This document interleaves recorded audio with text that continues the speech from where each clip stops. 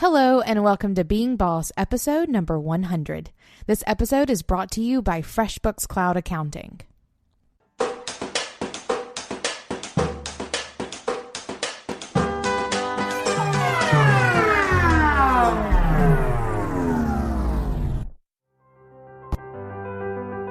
Hello and welcome to Being Boss, A podcast for creative entrepreneurs.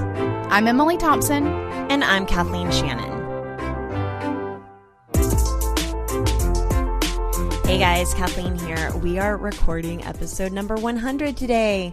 We cannot believe that what just started as a little idea to start a podcast is now into 100 episodes. And before we move on to record 100 more episodes, we wanted to take a little look back at where we've been. So we asked our community and brainstormed ourselves some of our favorite top of mind episodes whenever we think of Being Boss. It's so hard to choose just a handful to feature. We've spoken with so many amazing guests and experts and small business owners and creative entrepreneurs. I mean, that's been my favorite part of my job so far, is just getting to talk to so many brilliant people and learn so much from them.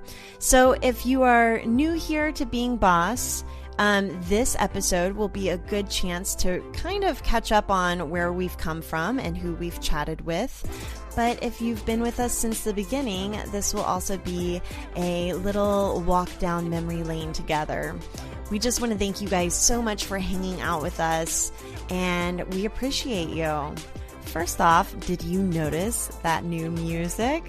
Emily and I thought that we would refresh the intro a little bit, make it a lot shorter, and bring in some more boss music. I hope you guys like it. As always, you can find all the tools, books, and links we reference on the show notes at beingboss.club. We're mentioning a lot of different podcast episodes, and you can find them all in the show notes there. Okay, you guys, get ready for the simplest way to be more productive, organized, and more importantly, get paid quickly. FreshBooks Cloud Accounting is so simple. Even if you're not a numbers person, actually, especially if you're not a numbers person, FreshBooks Cloud Accounting is for you. This is for creative business owners, not accountants. And so FreshBooks has designed their platform with you in mind. It's easy to invoice your clients. It's easy to import your expenses. You can even track your time using FreshBooks Cloud Accounting. It's super mobile friendly, and I just can't get over how easy and how intuitive and how visual FreshBooks makes it for creative entrepreneurs to get paid faster. Try it for free by going to freshbooks.com/beingboss and enter Being Boss in the How Did You Hear About Us section to try it for free today. All right, you guys, episode 100. Whoop, whoop! I'm super stoked. What's funny is that we've actually recorded maybe almost 200 episodes if you take into account the mini-sodes. God bless us. Right? At all the content. This is officially our 100th full-length episode, and so we thought we would do something a little bit fun and kind of create a best of retrospective look at where we've come from. So we have brought on our editorial director, Caitlin. Hey Say guys. Hi, Caitlin. Hey. So Caitlin's going to be playing the role of our producer today. If anyone is more familiar with our content than even us, it is Caitlin. No, Caitlin is definitely more familiar with our content than we are. Like, there are many, many occasions where I get on Slack and I'm like, hey, I need something to do with this thing. And she's like, oh, that'll be episode number whatever. And I'm just like, you are magical. She has like the Being Boss library in her brain, and it is super amazing to me. I wish I could do that with everything in my life. All that brain space is Have a only nice for Being little Boss. catalog going at all times. Right? I love it. Okay, so let's just jump in. I think what we're planning on doing here is taking a look back at some of our very favorite episodes. We want to give you guys a sneak peek into what went into recording that episode, how it's changed us along the way, and maybe even places where we've changed our minds a little bit. So let's get started. Whenever I think about being boss and where we came from, one of the most exciting things that has happened out of our podcast has been our relationship with Paul Jarvis and Jason Zook, our boss boyfriends. I was so excited. I've been such a longtime fan of Paul Jarvis, and to get to bring him on the show and then become friends and then create an offering together, which is podcastlikeaboss.com, has been super duper fun. Yeah, I agree. It's funny. I had sort of seen Paul Jarvis around the internet here and there, but was not as into him, I guess. No offense, Paul, as Kathleen. And whenever she sent me an email one day and she's like, hey, we need to have Paul Jarvis on. I'm like, whatever. But okay. And then we got him on and chatting with him. And we've at this point, done 3 or 4 episodes with Paul. It feels like a lot. How many, Caitlin? Like practically half a year of episodes with Paul. Right. Thank you, Caitlin. He's definitely like one of our favorite bosses, boss boyfriend, the first one. He introduced us to Jason Zook, our second boss boyfriend. And we've created an offering with the two of them, which is Podcast Like a Boss. And so for me, Paul's episode was number 15. We did Finding Your Rat People with him. That was the first time we chatted with him. And it all started with just a conversation that we recorded and published because that's how Kathleen and I roll. But it was a relationship, and we were chatting with him on Slack yesterday. A relationship that grew out of a conversation. And as we talk about, business besties a lot here at Being Boss, and we have the Clubhouse, which is a place where we hope people can cultivate those relationships. We do talk about how it all starts with a conversation, how you meet at a conference, or you're, commenting on each other's blog posts or Instagram posts or whatever. Like, it just begins really small and can grow into anything. And I think for us, Paul is the perfect example of that. Well, Kathleen and I, just the two of us, are a really great example of that. But then it snowballs into more relationships. And we've certainly grown lasting relationships with several of the other people that we interviewed. But Paul really was like the first one for us. It was the first conversation and has grown into, a nice business and personal relationship that I think we all cherish. Well, let's take a listen to what Paul has to say about setting goals and about enjoying the process along the way.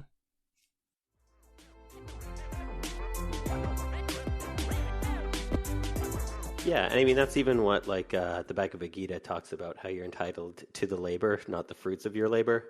So, and turning that into creative speak, it's like, if you don't like the process, then it doesn't really matter what the outcome is, because you didn't really like doing it in the first place.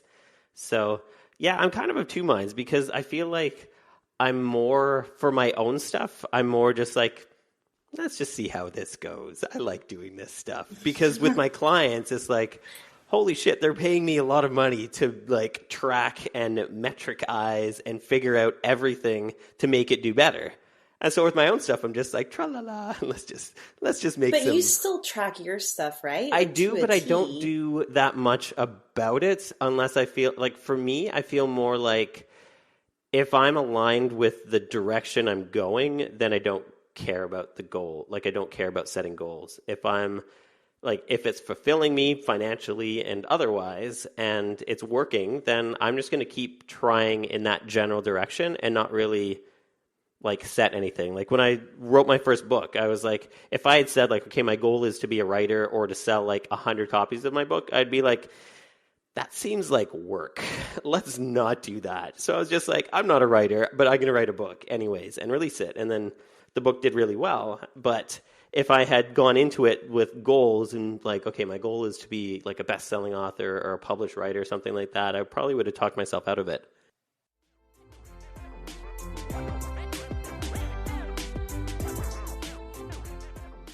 So the interesting thing for me when you guys talk about Paul Jarvis is that, and my role in being boss is that I'm on the inside. So I see you guys having these conversations about who should we invite on. And sometimes I'm part of those conversations too. But even if I didn't work with you guys, I would still listen to the podcast. I'm also a fan of the podcast.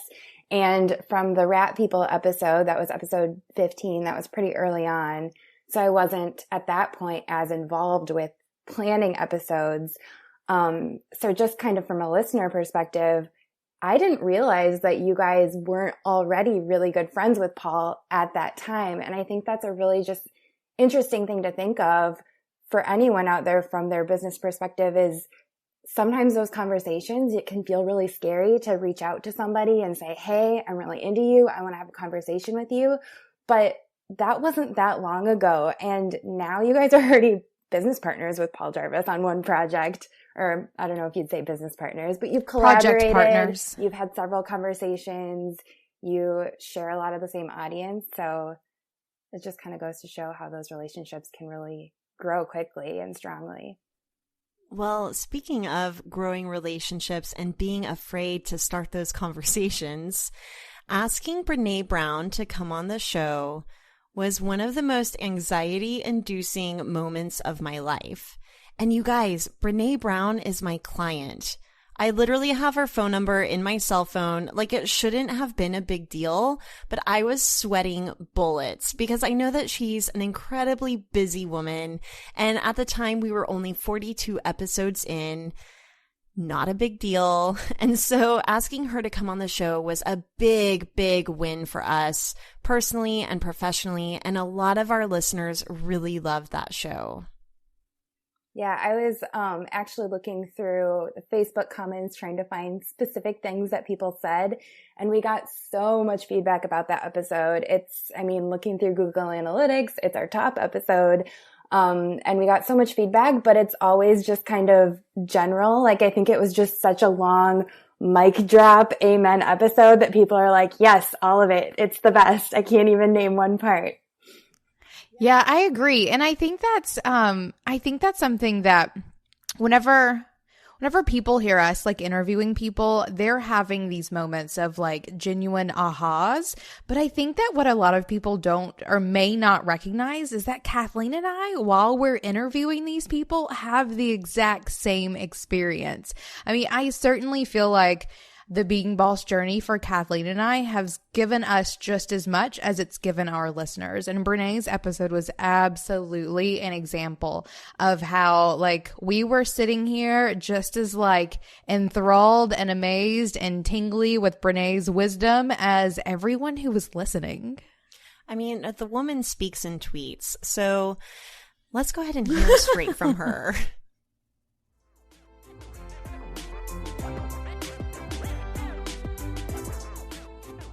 And I interviewed them for a very simple reason. And I think I learned because falling down is an everyday part of the creative life. And so when you go into a book writing, when you go into a research study asking, what do men and women who fall and get back up and who have even more courage and tenacity after rising, what do they share in common? It's so weird because the people who held the most information for me and the most truth were creatives, special ops military, veterans, and entrepreneurs.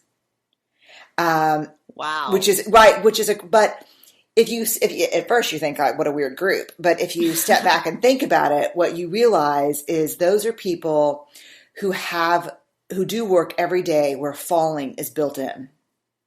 You don't get to be a creative and not fall on a regular basis every time you show someone your work.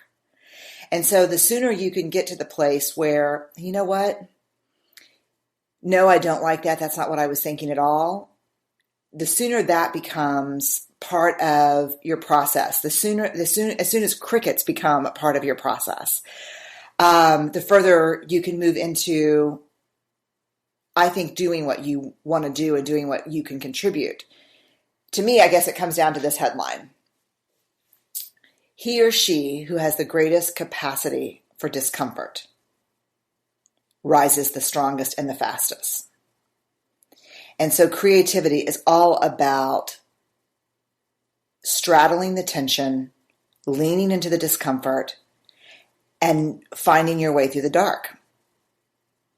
And that's why when we see creativity, we have we have a love affair with it, really. Because we know the people on the other end of it spend a lot of time in the dark.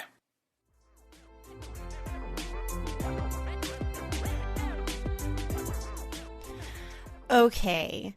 Nothing beats getting face to face with our audience. And the first time we did this was recording a live podcast from New Orleans in front of, what is it called? A live recorded, what do they call it in TV? A live studio audience? Yes, a live studio audience. A clap reel was not inserted. That shit was real. Yes, I think that recording live may be one of my very favorite things. We have tons of fun sort of behind the scenes, goofing off and saying stupid shit and getting Corey to cut it out for sure. But I do love the energy that comes from recording live in front of people. And New Orleans was the first time that we did it to a crowd of about 75 bosses, which I thought was so spectacular. And then we did it again in Miami and then again recently in Toronto. And I love them. I love recording live. But I think my favorite of the three of those, actually, no, I don't even think I can really claim a favorite. But I think like content-wise, my favorite was Miami because we were able to succinctly break down our Being Boss tiers. Kathleen and I, whenever we started creating content, we knew the buckets of content that we were sharing. We had these categories of like boss mindset and boundaries and habits and routines and those sorts of things. And we certainly addressed them in every episode, or at least most episodes, but we had never just came out and said what they were. So we took Miami and doing it live in front of our live studio audience as the opportunity for us to finally break down that content, which for me was a really big boss moment. I think the coolest thing too about those live recordings, and I don't know if you guys noticed this from the front of the room, but it was so cool to see the mic drop moments hit people live and see their reactions. And there were so many times, I wasn't at Toronto, but I wasn't there for that, but in Miami and New Orleans, especially since people had notepads sitting right in front of them, you could see them receive that information and immediately write it down. Like so many people say, I listened to that episode twice and I took notes, and that's amazing to hear. So many people say that in the Facebook group, but to watch it happen, it's like, yeah, that hit me too. I can see that it hit you too. So that was really cool. Yeah, and there's nothing that we love more than seeing people taking notes of episodes and sharing quotes on Instagram. So if you take notes, feel free to hashtag it Being Boss Podcast or @mention us Being Boss Club or hashtag I am Being Boss. We would love to see how you guys are being boss, so feel free to share. So one of our listeners and NOLA attendees, Caitlin Horton, mentioned that she loved hearing my story of auditioning for America's Next Top Model, which I had my sister help me share live from New Orleans. Har, har, har. What I'm really sad about, you guys, like just listening to the clip, and for anyone who wasn't there, what you totally miss is Kathleen getting up and catwalk stomping, because Kathleen is a stomper by nature, down the middle aisle of our conference room in New Orleans. It was truly one of my favorite moments ever. So let's listen to that clip.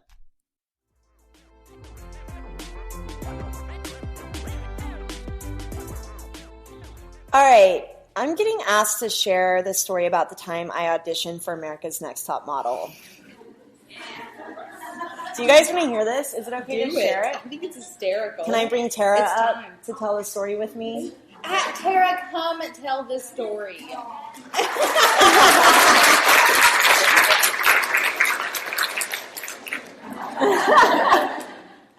Okay, let me get in the mindset to think about this day.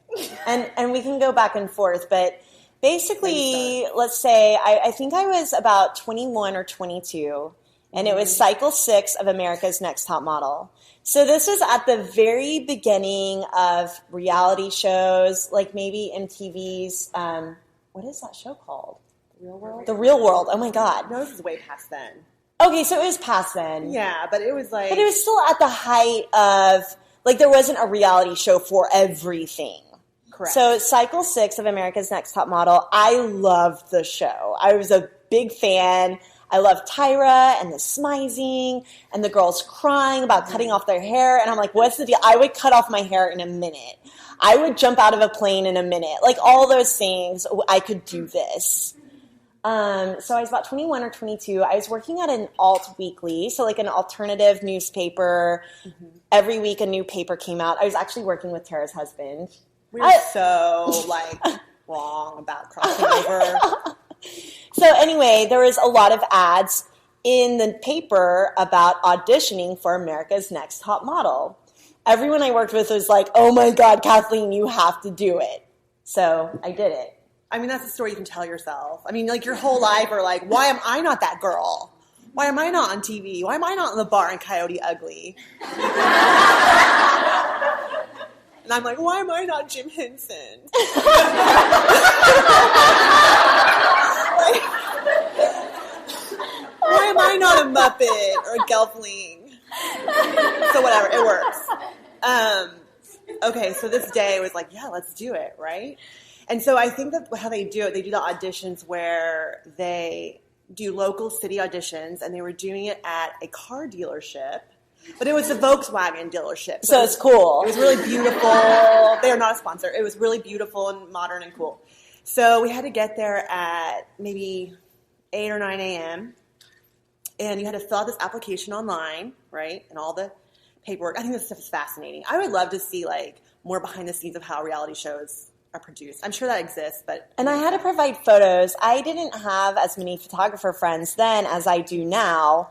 So literally taking photos, I forgot that I needed to provide one in my bikini, like in my underwear in the bathroom. With like my Canon Power Shot. It's like all yellow and yellow tile. It was just, it's fine. Okay, so to get a mental picture, Kathleen has always changed her hair her whole life. Like, that's what's consistent about Kathleen's hair is it's always different. So at this point, it was really, really straight and really red, and you kind of had a really rockabilly style. So we thought you would make a really great character on this reality. Like, we were really acknowledging that you have to be a character, right? Yeah. So even then, it was like personal branding. I'll be the girl mixing it up. So we kind of went into that, whatever. So we get there, and we have her paperwork, and we get out, and I'm with her, like her companion, and I bring an umbrella. I bring an umbrella with me because it's so hot and sunny that day. And so I'm like here, and I have the umbrella open, like so she doesn't get sunburned while we're standing in line outside this Volkswagen. And I'm like so white. And all the other girls auditioning are beautiful, dark-skinned, African-American, gals. Like, I was one of the few really light-skinned people there. And so I'm with this umbrella. I just feel like I didn't feel like a dork. No. I was like, get under this umbrella. And I'd be like to the other girls, you want to get under this umbrella? And they were like, who are you, freak? Because we were so nice. And then the local news showed up. So we're all in this long line. Everyone's taking it really seriously. Except for maybe you were, but you're pretending like you weren't because I was with you. But I felt pretty serious. Like, I thought it was hilarious. Like, I was all like, So the news guy comes, and he's filming all the girls in line for America's Next Top Model audition. And all these girls look like models, by the way. Yeah, they were gorgeous. Everyone's gorgeous. I'm like, you look gorgeous in real life, Cal. I'm such a... I'm like, listen, if you don't get in, it's just because it's not translating. Like, in real life, you're gorgeous. I know, I'm the awful older sister. So then the news camera comes, right? Yeah. And all the girls are like, sucking it in and being all serious. And Kathleen turns, here she's getting up. She makes eye contact with the camera guy, and she starts stomping. Like that. Yeah.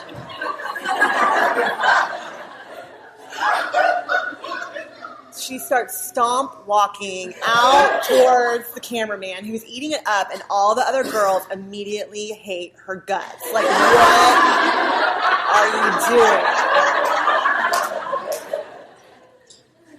Then we decide to turn to the girl behind us and be like, hey, Kathleen's like, do you want to have a fake fight? Like, in line? And she goes, oh, girl, if I'm fighting you, I'm fighting you. I'm like, sorry, never mind. I take it back. That's the end of my story because then you went into the room. Okay, so then I get to the next phase, and we're in a room. I can hardly remember, but we're in a room, and they're telling us all the rules about going into the room with the camera. And you're going to be standing there for 20 seconds, and then turn to the side, and then the other side. And I started really getting worried about how much I weighed, because, like, I'm thin, but I'm not model thin. I probably could have lost, like, 20 or 30 pounds before auditioning for this thing. And I was worrying about, like, how symmetrical my face was. But it was fine. I was still being kind of funny. And so they wanted to hear personal stories. And I literally went skydiving the week before just so I could talk about it for this audition. Oh, that's why you did that. I didn't tell Tara I was skydiving until after I landed. And I called her and I said, I just went skydiving. Are you crazy? A little. Wait, do you think there's a confidentiality agreement you signed when you auditioned for America's Top Model?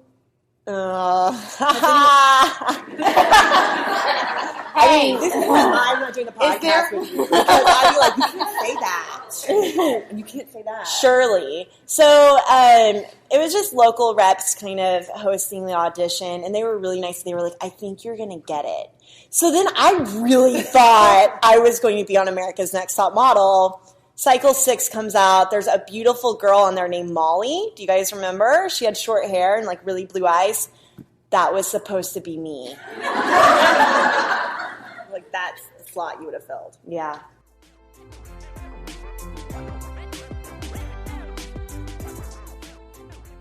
So speaking of Tara Street, my sister, we've had a lot of Taras on the podcast, by the way. I know. As I was going through everyone's feedback about episodes, they just kept talking about all the Taras, and I hadn't realized that we had 3, which actually we have 2 Taras and a Tara. So there's that.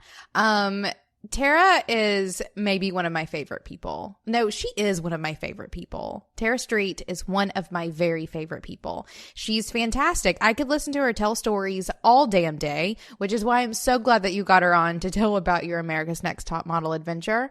But I think that her episode is definitely one of my personal favorites as well. She's a total boss, and the conversation that she had with us about owning your creative expertise was one that thankfully, I don't so much struggle with anymore, but I absolutely knew that as she was saying those things, that people were scribbling notes or at least like enjoying their own mic drop moments, because owning your creative expertise is one of the pain points that our people experiences. And Tara's done such a good job of really owning hers and helping all of her clients own theirs as well.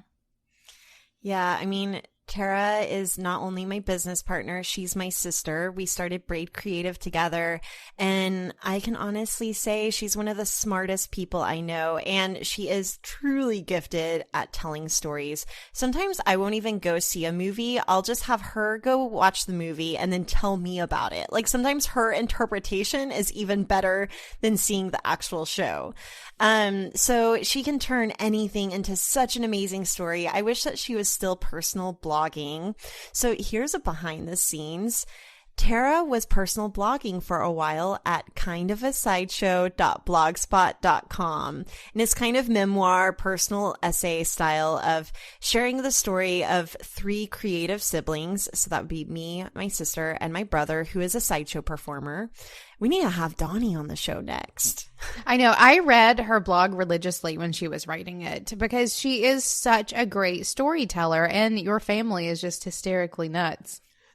And all amazing. Right. Well, let's hear what Tara had to say about positioning yourself as an expert.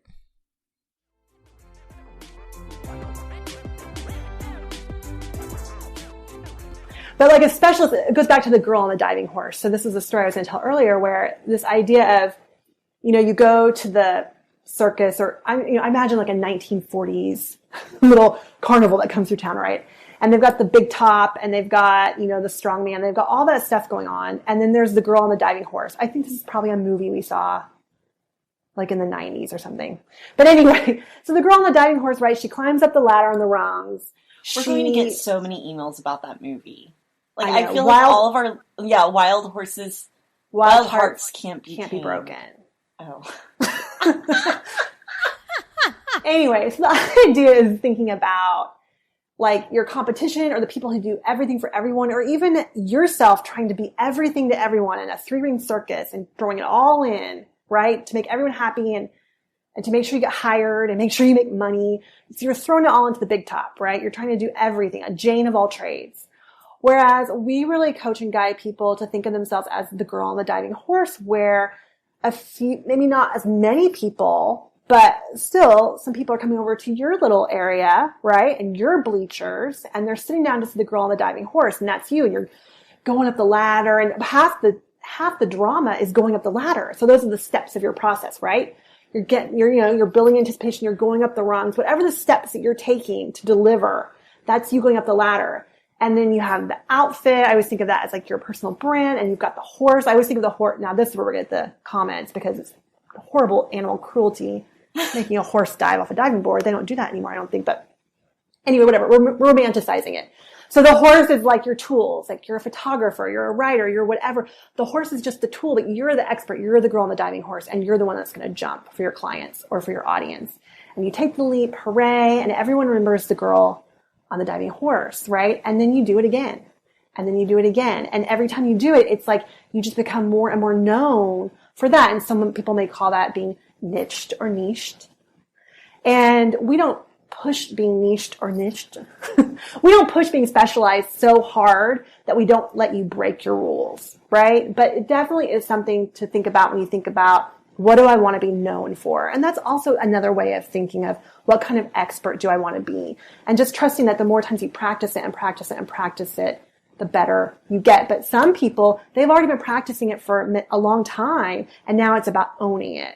So that's the other side of it. You may be transitioning into finally doing what you want to do, not just thinking of it as work, but as your calling. And so how do you own that? And not just be an order taker to your clients, or jack of all trades who will take on any project that comes along.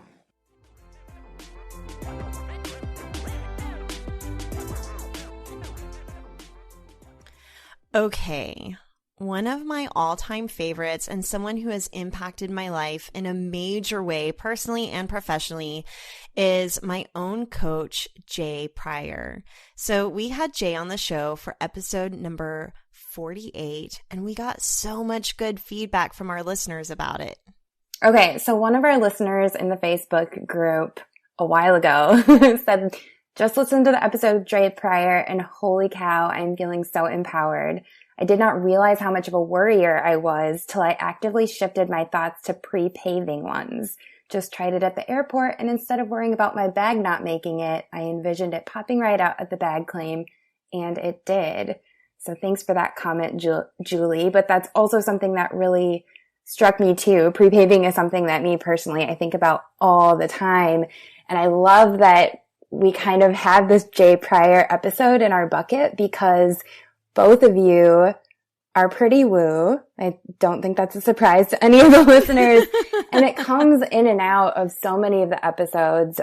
We have different guests who are more woo than others, but you listen to those, and then you come back to Jay Pryor's episode, and you listen, especially this pre-paving part, and it's all the same thing. It's just maybe a more practical way of thinking it, of really getting in that boss mindset and allowing those good things to come to you and to happen. We really needed this today because we are hosting an online retreat tomorrow. So not really tomorrow for those of you who are listening, but as of the date that we're recording this, we're hosting a big online retreat for our Clubhouse members, which is something that we're doing every so often. So if you're interested in joining us for that retreat, go to beingboss.club/clubhouse and you can learn more about that. But today we hosted just a fun podcast chat get together, and the tech was crapping out. Mercury is not even in retrograde. afraid, and it was just so bad. So I'm kind of all in a tizzy about prepping for this online retreat tomorrow that really relies on this platform. And Caitlin goes, Kathleen, you've got to prepave it. You've got to prepave it. So this is definitely a tool that I use on the regular. Yeah, so let's let Jay explain what prepaving is, and let's listen to that.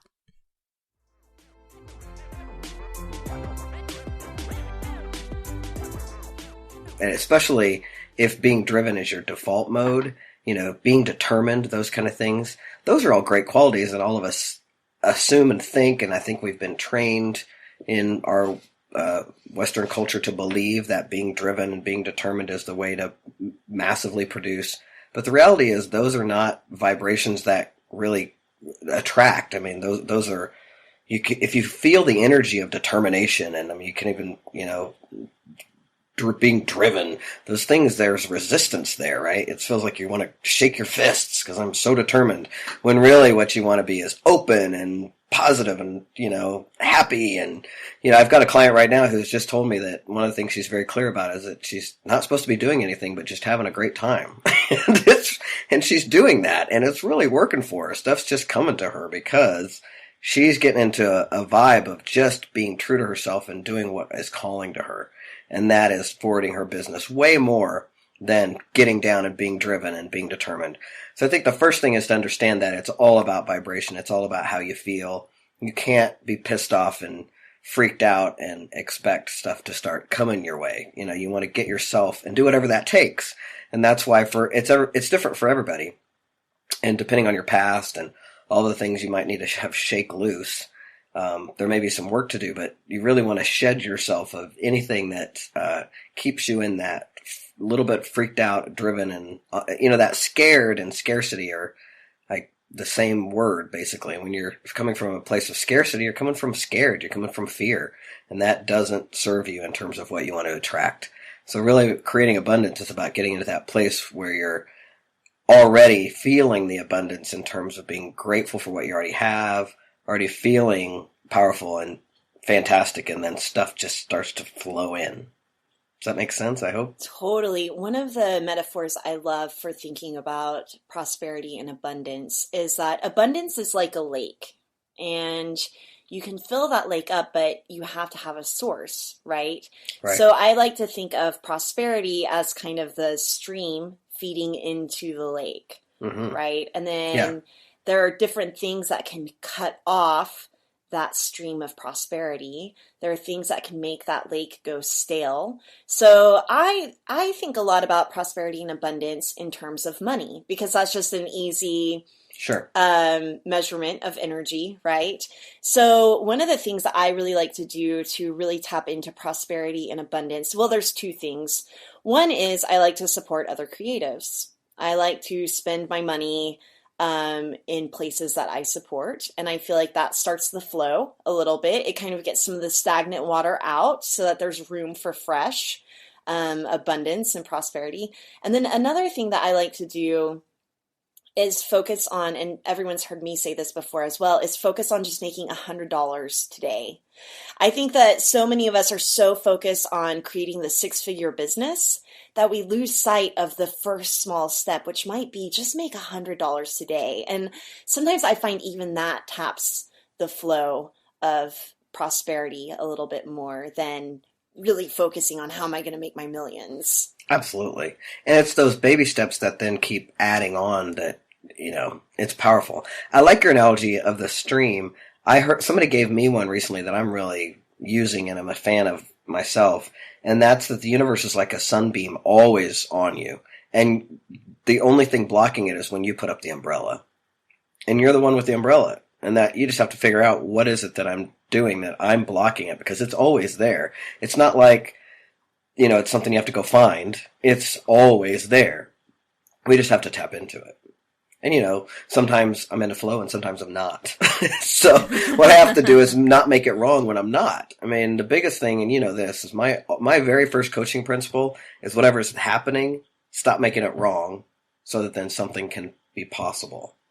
Because what we have a tendency to do as humans is whatever's happening, if it's not, exactly how we want it to be, we make it wrong, we should all over ourselves, and then that just makes it worse. Instead of just getting that, oh, life is fun. This could be fun. This could be an adventure. It could be, look at what can I learn from this thing coming at me right now, and not make it wrong, but get in the inquiry around, how is this serving me? Because down the road, you're going to look back and go, oh, no wonder I had that challenge, because it was exactly the thing I needed to learn to be able to be where I am right now.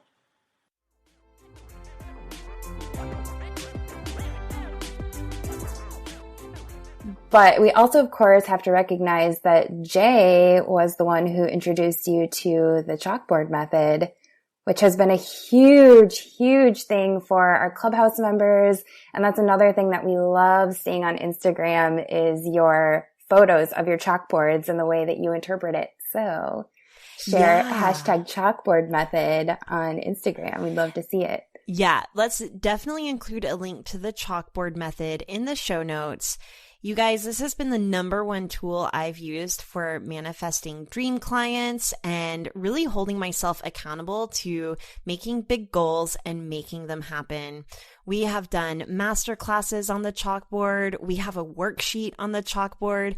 If you have no idea what I'm talking about, you need to go back and listen to episode number 79. It is all the secrets there. Yeah, I love the Chalkboard Method. And I think that, it started out as something that you were doing and posting on your blog, and something that I decided, I was like, hey, shit, I'll do this too. And whenever it started happening, things started getting booked up and all of that jazz, I was like, this has to be more of a thing. And as people started really tapping into it, because you were mentioning it on the podcast, we talked about it in Jay's episode, we decided we needed to do a whole episode on the Chalkboard Method, which is how episode 79 came about. So if you want to hear more about that, here you go.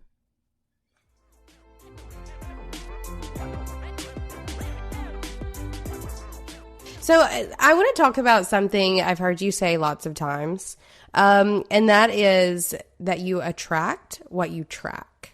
And I think that's one of the biggest themes of this Chalkboard Method. So speak on that a little bit. You attract what you track. Yeah. So whenever we first started our chalkboard, and this kind of goes into the mantras part of it, but whenever we first started our chalkboard at Braid Creative, we drew 10 empty spots, but we did not specify the kinds of clients we were attracting, and we were just wanting to fill up those spots with clients with cash. I remember that's what it was. We are filling up these spots with clients with cash. After working with 10 clients that were not so dreamy, I literally had a client who sold concrete.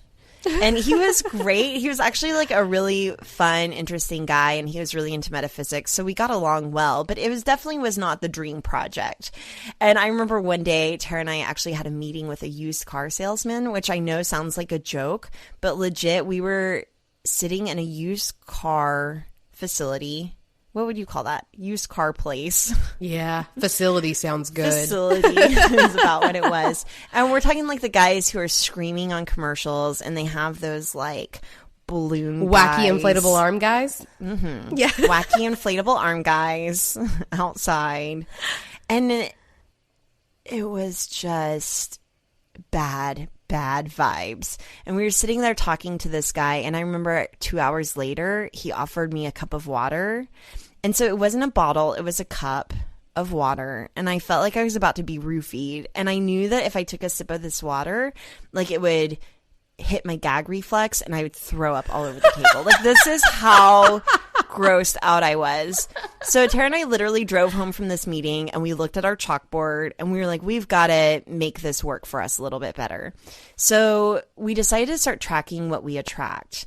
But to do that, to attract the dream customers that we wanted, we knew that we needed to focus on, attracting dream customers. So we consulted Jay about this. We were like, why are we not getting our dream customers? And he was like, because you need to get really specific about who that is. And so we sat down and had a conversation, and we said, okay, we are attracting dream clients with cash. And what that looks like for us right now are photographers, designers. Now it's, coaches and writers, but really just creative entrepreneurs. And I think that we had the self-limiting belief that creatives don't have money, and it's just not true. So like, don't impose your own self-limiting beliefs on yourself as you're making your goals, because half the time it's just not true. And so we drew a little magnet with little like charge lightning bolts coming out of it on our chalkboard to remind us of our mantra that we are attracting dream clients with cash. And maybe we even drew like a heart on the other side with an arrow going through it, because we want to love our clients, and we do. And so then we started attracting our dream clients and only filling up spots with dream clients. And it was also what gave us the visual guidance to say no to not so dreamy clients, because we only had so many spaces. We wanted to save them for the most dreamy people. Couple things I want to talk about there. So yes to the like attracting the dream clients and getting really specific there. I also think the whole attracting what you track really plays into all the other metrics that you can track on the chalkboard as well. So even if it's your social media, you're not setting goals, you're simply tracking it. Like you can see that growth, and you put more like work into seeing those grow as you track them. And another thing that I used to do is I would actually track the things that I said no to. So on my chalkboard, I would put like a big NO and then keep a tally of the things that I would say no to, whether it was clients that weren't the right fit, or whether it was, collaborations or projects or blog posts or whatever it was that people were wanting me to write, the things that I said no to. And again, with the idea that I wanted to be attracting lots of opportunities, but I wanted to maintain my control over what it was that I said yes and no to. And I think that as you put like the power of like writing something like that down and tracking it, you're inviting so much more of that like into your business. And you are attracting the things that you are tracking. So whether it's, selling digital products or growing your social media presence or simply saying no to things, I think that incorporating those things into that chalkboard, is really awesome. And, I like that you guys there made it almost an art project of creating these little graphics that would communicate, at least to your brain as you're looking at it, that like, I'm not just going to be attracting clients with cash, smiley faces with money signs. Like I want to be attracting clients that we love. And I think that, I don't know. I love it. This is all the reasons I love the chalkboard method. Well, and I actually love the idea of tracking what you say no to, even if it's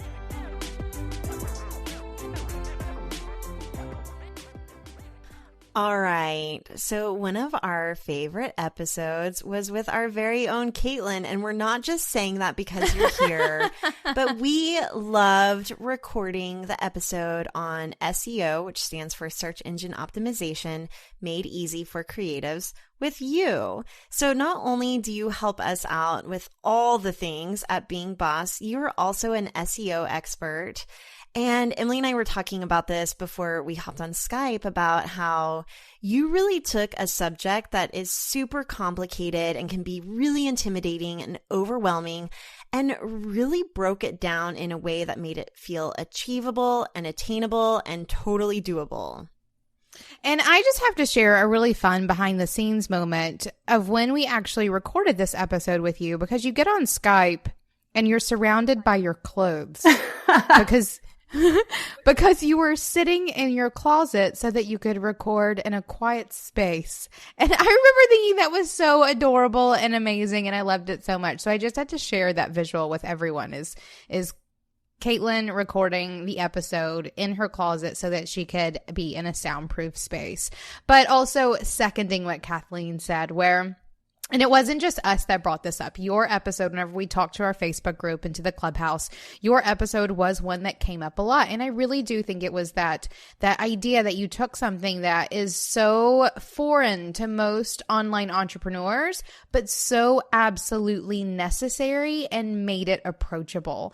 Search engine optimization is really at the core of online business. If you want to be found online, you need to know how to make your website search engine friendly and optimize so that people can find you online. And I think that I think that having you on, one, not only made us feel so boss for having such a boss on our team, but two, hopefully made a lot of our listeners feel boss in their own online business because you gave them some tools and tactics and tips for, achieving this weird alien thing for their own business. Well, thank you guys. I was actually really touched to see a lot of those Facebook comments come in that people really liked my episode. That was kind of surprising to me just because, even though I do have this unique message and maybe I appeared confident in my episode, it's difficult even for me, just the messaging, like trying to explain this perspective that I'm coming from and explain such a difficult concept for people to understand. So let that be a lesson to you listeners too, that sometimes you just need to talk something out. It was so much easier for me to talk out how I feel about SEO and how I come at it and my perspective than it is to say write an about page. So actually, as soon as we had recorded that, I went back and I updated my website so that it would be ready for the show. So whether or not you listeners are invited on a podcast and get that opportunity, even just record yourself talking about what you do. And I think that's not SEO. That's just something behind the scenes that I learned from the experience of talking about what I do. I also want to acknowledge what a boss you've been along the way. Whenever you first started working with us, you were still working a day job. And over the trajectory of our time together, you've been able to establish your own expertise, but still pay the bills by cobbling together a few side hustles like working with us. And I just think that you've done such a great job, and you really are not only our dream boss to work with, you're also I think, Caitlin, you really represent the kind of listener that we really want to appeal to, which is someone who is willing to get their hands dirty and do the work and do what it takes to build and create the life and job of your dreams. Amen. All right, well, let's listen to a little something that you had to say about SEO that was so super helpful.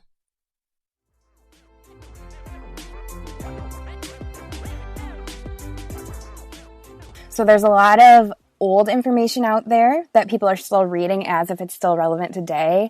And there's a lot of misinformation out there. And just a lot of, there's so many moving parts that a lot of people, when they start researching SEO or when they start just trying to figure out how they can get it to work for them, they're only seeing a piece of it, and it might not be the piece that's most helpful for them.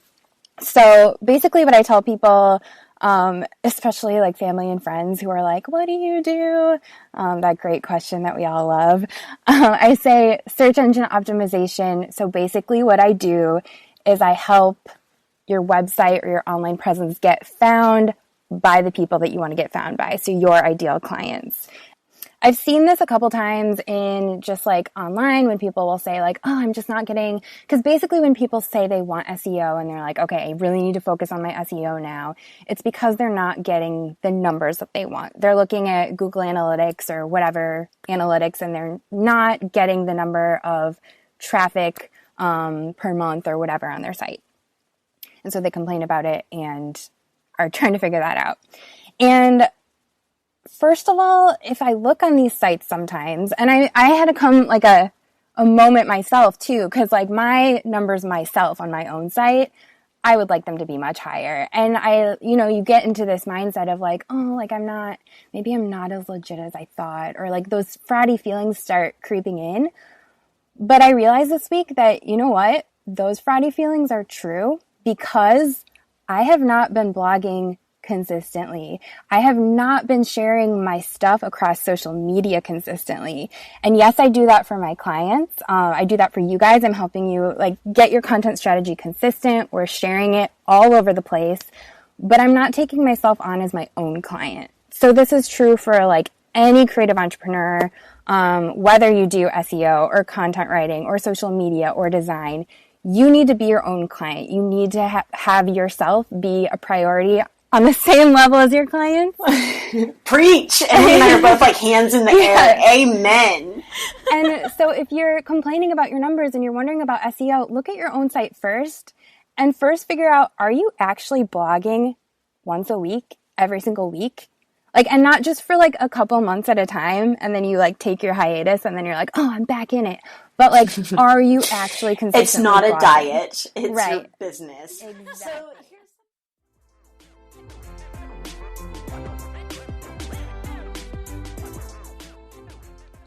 All right. Now I want to talk about another one of our sort of bosses in training, or like, I don't want to say baby bosses, even though that's totally like a term that you guys have come up with on your own.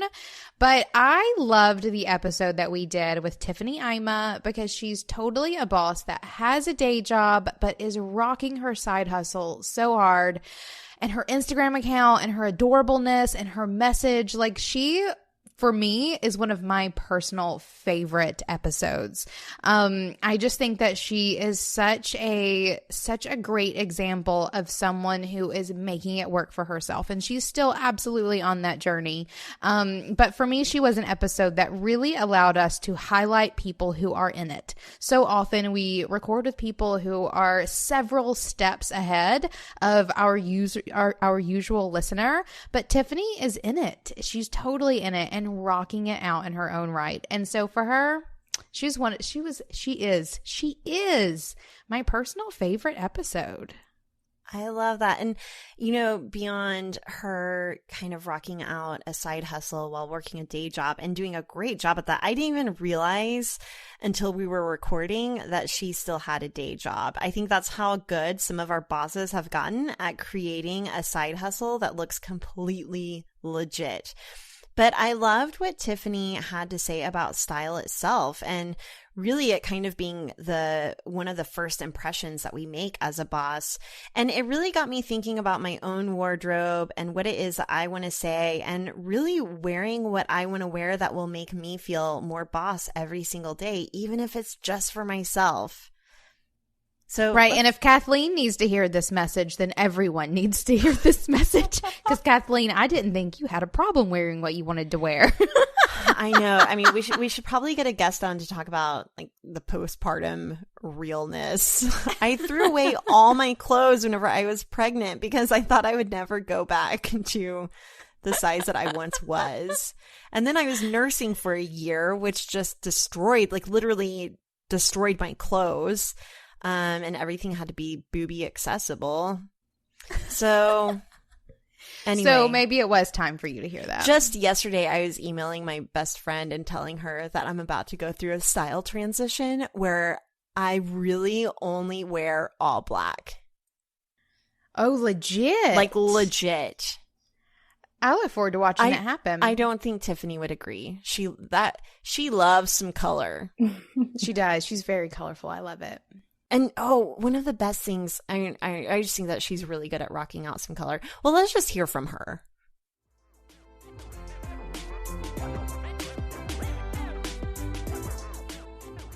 Yeah, for sure. So for me, I am all about just like confidence. And that's a huge part of my brand, because just my background in general is I went through a lot of like self-esteem issues in my early 20s and like in my teen years.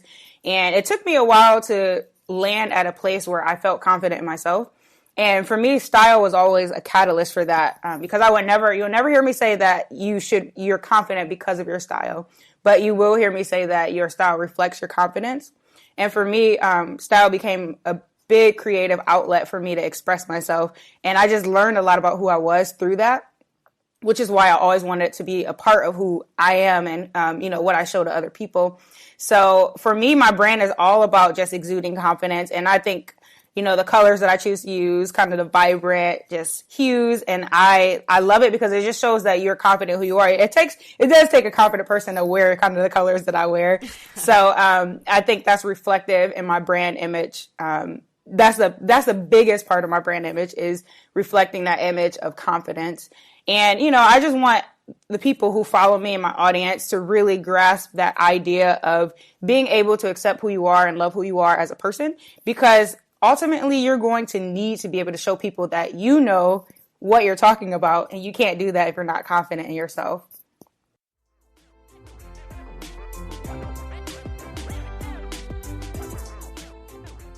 Okay, can we talk about one of the most vulnerable episodes we've ever done? Yes, but I also know that it was probably one of my favorites. So do you know which one it is that I'm talking about? I know. I'm looking at it highlighted on a sheet right now. Oh my gosh. There's no faking it on being boss. You know we've got an agenda. So When Your Metrics Suck was a super, not awkward, but it's the first time that we've had a hard conversation in public where everyone could hear us. But it was a super important conversation. So let's set it up a little bit. When your metrics suck. So I was doing some looking at our analytics, and Kathleen was already talking about stopping blogging, but kept coming back to the idea of blogging. And so I was looking at some metrics, and I noticed that most of Kathleen's blog posts were not showing up in the top 50 pages of our website. And so I told her, I was like, hey, don't worry about it. Some of your blog posts aren't doing that great anyway. Just take a break, write that book proposal. Okay, put your I energy remember there. it a little differently. I'm sure you do. It was more like, hey, you guys, I'm trying to write a book proposal. I do not have time to write a blog post this week. And here at Being Boss, we talk a lot about prioritizing, and you've got to let go of something if you're not going to be working all night. So I decided that a blog post was on the last bit of my priorities on my list.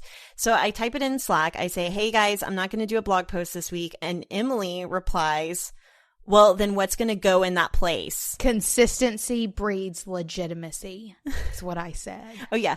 Emily said which is a line I love. Consistency breeds legitimacy. What's going to go in the place of that? And I was like, damn, I felt like I was getting called out. I felt like my own inner critic, which was saying you need to get your shit done, was being reflected in Emily saying, hey, you need to meet your deadlines, right?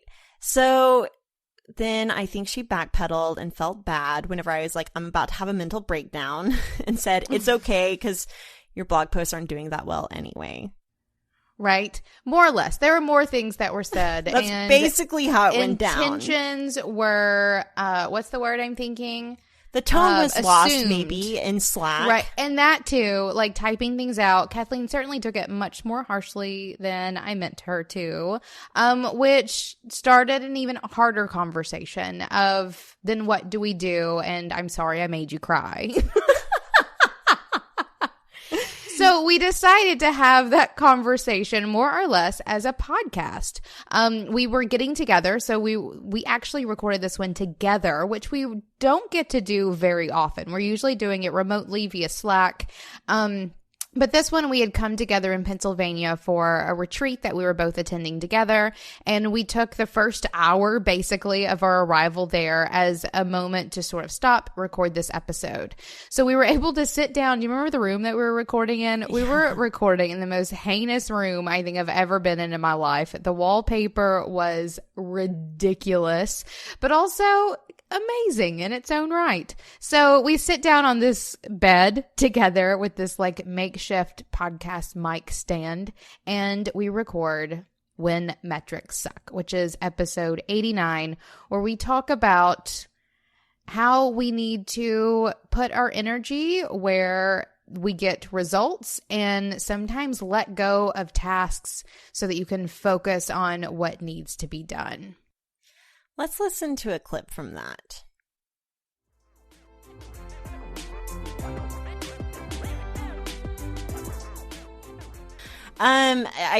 So I have changed my mind on metrics matter. Whether or not metrics matter. I do think that metrics matter, but I don't think that data should matter whenever it comes to you having a creative outlet and staying authentic to what matters to you. I think that you need to say what you want to say, whether or not anyone is reading it. Amen. And whenever it came to this scenario with the blog posts, if you had not said something about wanting to stop blogging, I never would have brought it up that your blog posts weren't doing well. Like, if I could tell that it was something that you were just like going at with reckless abandon and loving it with every fiber of your being, I would have just kept that little bit of info to myself forever and ever. Amen. However, I don't think that was the case. I know. It's funny because Emily on Slack, you said, it's clear that you're not putting energy into this. And I was like, I am putting energy into it. And after a night of not very much sleep, I woke up feeling like, you know what, maybe I'm not. Like, maybe I need to reevaluate where I actually am putting my energy and what excites me most about my business. So I think that you're right. I wasn't going at it with gusto. And it shook me up a little bit because I loved it so much. But I can go after this with gusto. I love what we're doing. Right? Me too. And with the book, like, actually those metrics will matter because then the publisher will get pissed. But okay, for example, this, like the podcast, like our metrics have been something that we've kept an eye on, but even whenever things have dipped, because they have dipped, it has not affected how we've shown up for this podcast in any way. Like, if we had no one listening to this podcast, I'm pretty sure we'd still be here right now in this tulip room in Pennsylvania, like recording this podcast for all 12 of our listeners. Like, that would totally be a thing because this is something that we find creative fulfillment in. And at that point, metrics don't matter. It's just whether or not, like, our internal metrics, like how happy we are when we do it, is the only metrics that matter.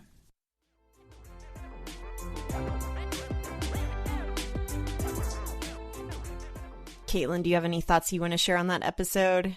Do you want to talk about how our podcasts are actually doing really well? And that's where I'm most concerned about our metrics. Yeah.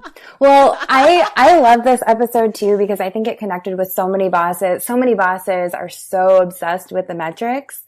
And from an SEO perspective, sometimes that's not always necessary. So for Kathleen, it was something to think about because her energy was being put into writing these blog posts that weren't doing well anyway, and she didn't really want to be doing them in that moment.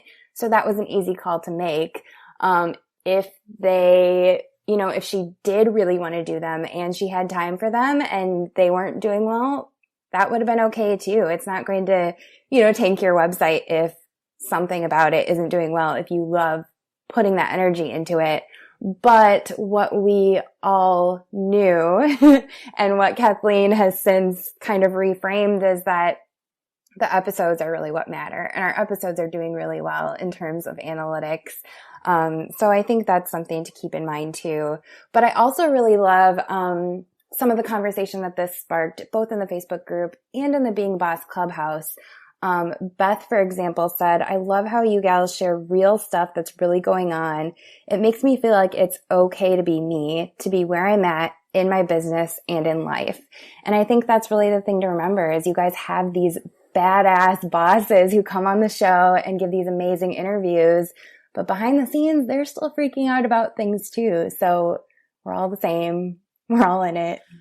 And speaking of blog posts, I want to talk about our contributors for a second. We have had so many guest bloggers contribute to beingboss.club, our website, where we are posting articles and show notes and minisodes and podcasts and more articles every single day. And I have loved, I love writing and Emily is great at writing, but I love getting to hear from other bosses and really creating a space where other bosses can have a voice, not only on our podcast, but in articles on our website. So can we take a second to share some of our favorite articles and link to those? So my favorite most recently was by Sammy, who wrote about by Felicia getting rid of toxic relationships.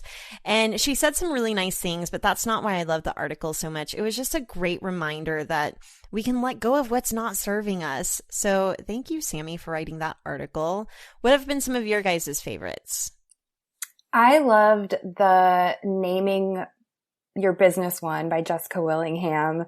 Her writing style is just absolutely phenomenal, and I appreciate a good piece of writing. So she pulled in some good metaphors there that I really enjoyed. And plus it was just, I mean, she gave some really great tips on how to name your business. I want to say Bree Gore also wrote one about anxiety, which is something that a lot of type A bosses struggle with. You know who you are. So I really appreciated her piece of writing on that. But there have been so many amazing, I hate just picking a few because they've all been so good. Was it Amy Koretsky who wrote one about energy vampires and pulled like some good True Blood references, I think. And I think here's my favorite thing about these articles is how creative they are. And granted, like, our people are creative entrepreneurs, but I've also heard, or there's one in there with some really great Harry Potter references, like pulling things that we all experience in running our own creative businesses and saying them in ways that are sincerely entertaining. Like, our contributors literally are the best, which is actually, Kathleen, probably why your blog posts weren't doing so well, is all of our contributors are just really amazing.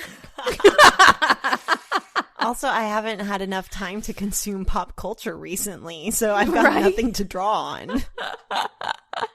That too. All right, so I want to shift gears, I think, and talk about I guess our last best of that we're pulling out for this episode, and that's one that I know has, or like building up to it, changed mine and your business, Kathleen. And we've gotten so much feedback from it just in the short time since we've published it. And that would be episode number 92, Creating a Business Model with Tara Gentile. That episode for me was just one massive mic drop. And I wanted every boss who has ever heard of being boss to listen to this 4 times, listen to it legit twice, and take notes twice.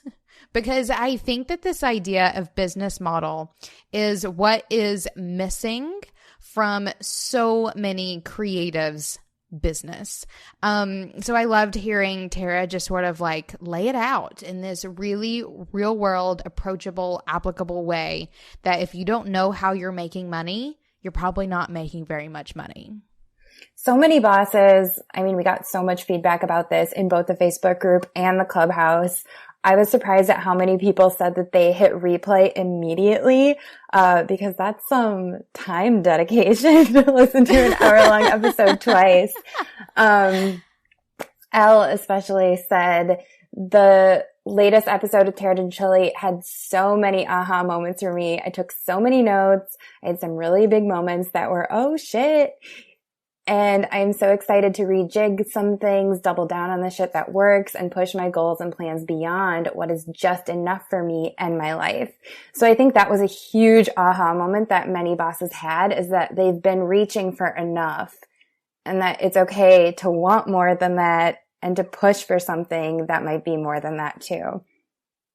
Yes. I mean, we have learned so much from Tara Gentile. I've been following her for a long time and consuming her blog posts and her ebooks, and getting to work with her more one-on-one has been a game changer. And to be able to bring her onto the podcast and share her gifts of knowledge and really share a behind-the-scenes sneak peek of how we took something that launched as a completely organic content sharing platform and turned it into a business, I think was a really special thing. And yeah, so let's listen to a little bit of what Tara Gentile had to say.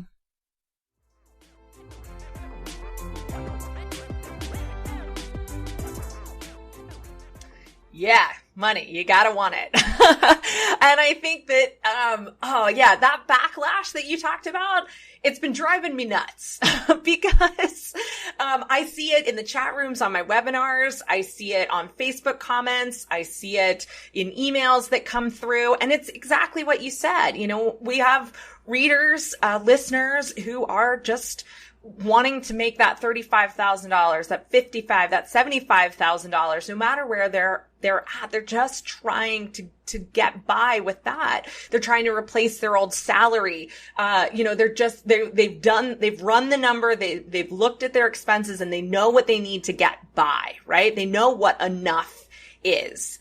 And I think knowing what enough is important. It's huge for how you manage your money. It's huge for how you spend your money, but it shouldn't dictate how you make your money. Because making money is an indicator, it's a metric of the amount of impact that you're creating in the world, the amount of value that you're creating in the world. The more money you design your business to create, the more value you're designing your business to create when it's done correctly. And so if you want an impact, if you want to create value, you have to want money too. And that, if you want to give it all away to charity, be my guest. Or if you want to set up a trust for your kids, be my guest. If you want to hire a team of 100 because that's how much money you make and you want to take a salary of $75,000, be my guest. That's totally fine. We're not talking about that. We're not talking about living a life of excess. But what I am talking about is designing a business that's creating the amount of impact that you want to create. And so that's, the emails that you brought up, that's what I was really talking about, is that there is this misunderstanding that when you're making $35 or when you're making $75,000, that the way you get to 50 or 100 or 150 is to push harder, to hustle more. And this is one of the other really dangerous conversations that's happening online right now, this hustle at all cost, or hustle. It's just constant hustle. Oh, I hate that word. And there's a place for hustle. But it's not in getting you from 50,000 to 100,000. If you're making $50,000 a year right now, your business is designed to make $50,000 a year right now. There are very few instances where a business that's making $50,000 a year is really an underperforming six-figure business.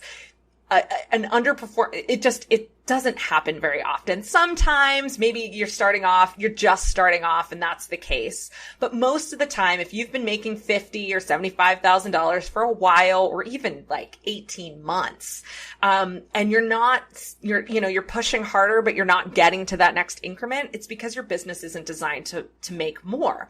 And so I think this backlash against talking about six-figure businesses or talking about seven-figure businesses is really problematic, because if we don't talk about it, if we don't pick them apart, if we don't look for how they work and what we can learn from them, we can't design the businesses that are not only designed to make us that amount of money, but to make us, or to allow us to have that kind of impact in our communities. And that's super duper important. I think the other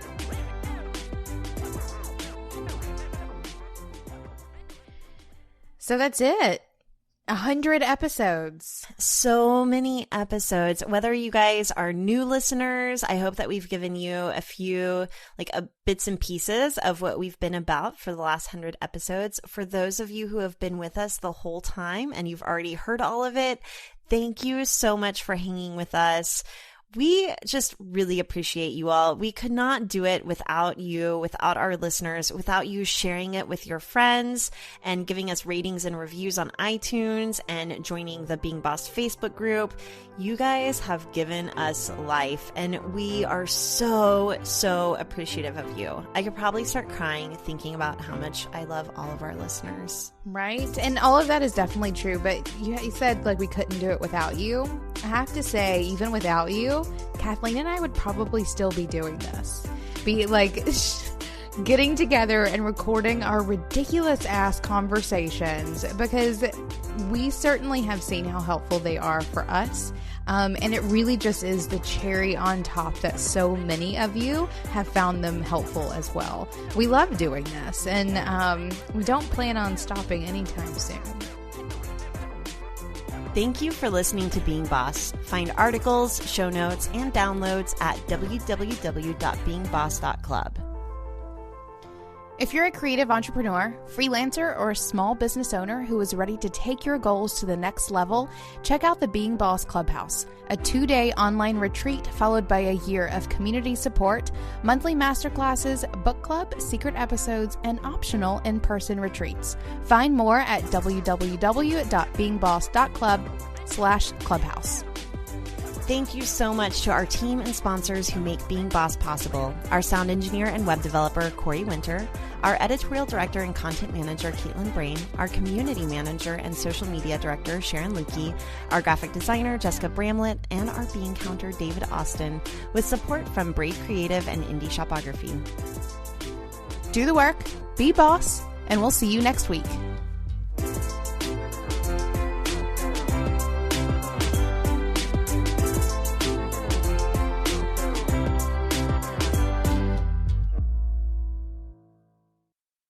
We do need like an epic blooper though. Do you want to talk about your vagina? Let me tell you about my vagina. So the next 100 episodes are 100 days of Kathleen's vagina. Just status updates, hour-long status updates. Right? We could do like crazy full spectrum color, like do 100. Good. We're making it visual as well. Wait, what? Let's not I don't understand how that works. I don't know. Just ignore. A color wheel of my vagina? Right? What? That's our next digital product.